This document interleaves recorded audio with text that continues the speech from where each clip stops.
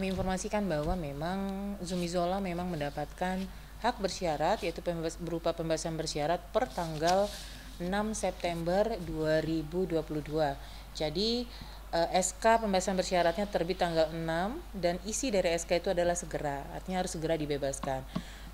Karena memang waktu dari pembebasan bersyarat itu sudah lewat, artinya gini, salah satu syarat untuk mendapatkan hak pembebasan bersyarat adalah secara waktu sudah melewati 2/3 dari masa pidananya, dan secara waktu itu sudah melewati sebenarnya. Nah, kami informasikan juga menjadi Zumi Zola ini menjadi satu dari 58.000 lebih narapidana sepanjang tahun ini yang mendapatkan hak bersyarat, baik itu PB, CB, dan CMB. Bahkan di tahun ini, di bulan September ini saja, dari tanggal 1 sampai tanggal 6 kemarin, sudah 1.300 narapidana yang mendapatkan hak bersyarat PB, CB, dan CMB. Artinya memang ini diberikan kepada narapidana tanpa terkecuali dan non diskriminasi. Tapi tentunya sudah memenuhi persyaratan administratif dan substantif, diantaranya berkelakuan baik, sudah menjalani seperti 2/3 dari masa pidananya. 2/3 kenapa 2/3? Artinya 1/3 masa pidananya dijalankan di luar dengan bimbingan. Status Zumi Zola saat ini sudah beralih dari narapidana menjadi klien pemasyarakatan Balai Pemasyarakatan Bandung, karena memang posisi penjamin, salah satu syarat itu kan juga harus ada penjamin ya.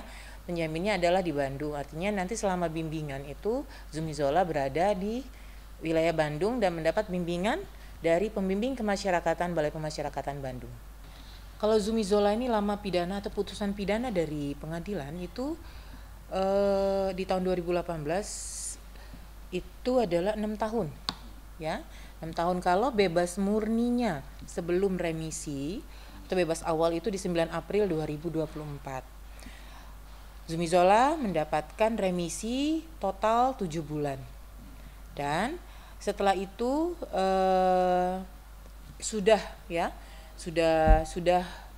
setelah PB-nya, jadi PB-nya kan hitungannya segera ya, berarti yang kemarin tanggal 6.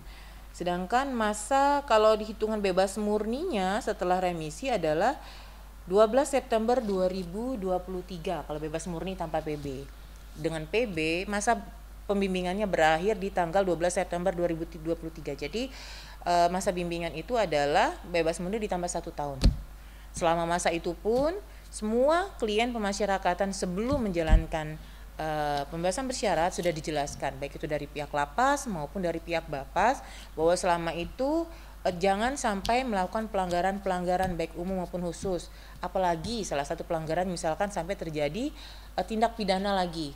Kalau sampai itu terjadi, maka hak bersyaratnya akan kita cabut dan sisa pidananya harus dijalankan kembali di dalam lapas.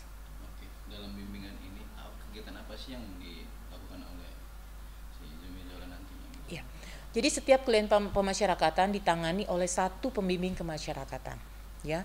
Jadi bimbingan ini lebih kepada bagaimana si klien termasuk Zumi Zola menjalankan masa pembebasan bersyaratnya, mengingatkan kembali.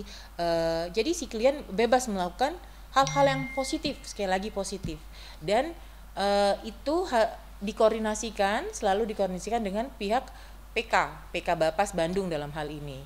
PK juga mengingatkan kembali peraturan-peraturan yang tidak boleh dilanggar. Berapa lama masa sisanya ini menjalankan bebas bersyaratnya? Tadi sudah kami sampaikan bahwa masa bimbingan bebas bersyaratnya Zumi Zola itu di tanggal 12 September 2024.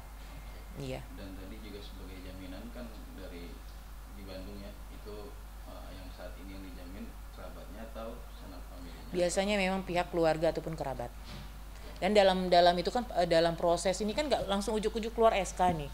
Ada proses-proses yang harus dilalui, ada sidang TPP, ada assessment ya, atau litmas penelitian kemasyarakatan oleh Balai Pemasyarakatan. Jadi memang nggak ujuk-ujuk langsung muncul SK. Banyak sekali penilaian-penilaiannya dan juga penelitian kemasyarakatannya.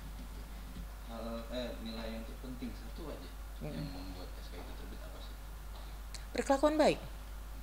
Sudah menjalani 2/3 masa pidananya, tidak melakukan pelanggaran selama menjalani pidana dan mengikuti program pembinaan dengan baik. Jadi gini, sekali lagi ya, bahwa kalaupun mau ke luar negeri itu ataupun keluar kota itu bisa saja, tapi sekali lagi itu ada izin dari kalau apalagi ulang lagi itu untuk dari Direktorat Jenderal Pemasyarakatan, dan selalu tadi saya sampaikan harus selalu berkoordinasi dengan pembimbing kemasyarakatan. Pasti sudah tahu konsekuensinya, tapi saya rasa rugi lah harus kabur karena ini kan udah posisi di luar, sebentar lagi juga bakal bebas murni gitu. Insya Allah kecil kemungkinan para klien pemasyarakatan untuk melakukan tindakan-tindakan yang konyol ya. Tapi dalam arti ini tetap dapat pendampingan, misalnya dia misalkan ingin ke Jakarta, ada pihak dari Jenpas untuk mendampingi dia. Jadi gini, integrasi maknanya adalah mereka bergaul lagi dengan masyarakat, tentu dalam hal-hal positif. Yang diperlukan adalah koordinasi, PK-nya mengetahui apa saja yang dilakukan oleh kliennya. Ini sekali lagi mencegah, ini bagian dari pembimbingan agar si klien tidak lagi melakukan pelanggaran-pelanggaran yang seharusnya tidak dilakukan. Betul. Oke. Untuk Zumizola, pidana tambahannya adalah, ini bukan tambahan dari kami ya, tapi memang diputuskan pada saat sidang pengadilan di 2018, yaitu menjatuhkan pidana tambahan terhadap terdakwa Zumizola Zulkifli berupa pencabutan hak untuk dipilih dalam jabatan publik selama 5 tahun sejak terdakwa selesai menjalani pidana pokok.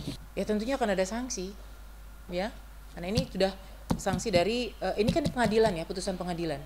Nah, pastinya akan ada sanksi, ya. Tapi saya rasa Pak Zumizola paham, sudah memahami ini, karena ini sekali lagi ini bukan pidana dari pemasyarakatan, karena memang filosofi pemasyarakatan adalah pembinaan, ya. Penghukuman itu ada di tingkat pengadilan, dan ini adalah putusan dari pengadilan pidana tambahannya.